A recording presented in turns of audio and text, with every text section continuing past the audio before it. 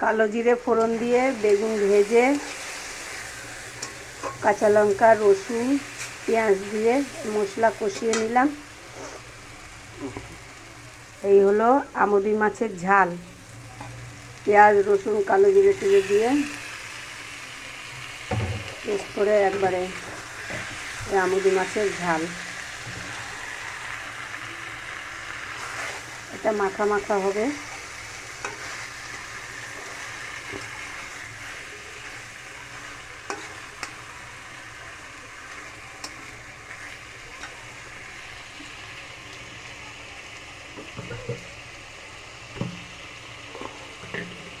ধনে পাতা পেস্ট করে রেখেছি, ধনে পাতা দিয়ে দিলাম।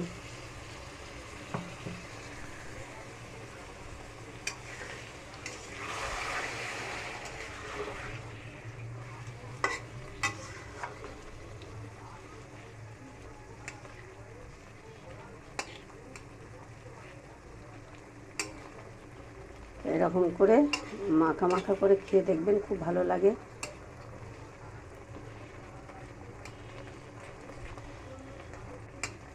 যদি ভালো লেগে থাকে লাইক শেয়ার সাবস্ক্রাইব করে দেবেন। আরজি আর রান্নাঘরের রুমা হয়ে গেছে। এটা এরকমই মাখা মাখা হবে।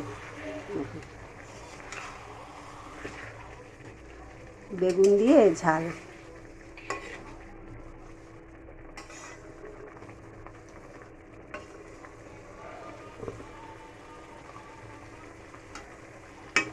হয়ে গেছে।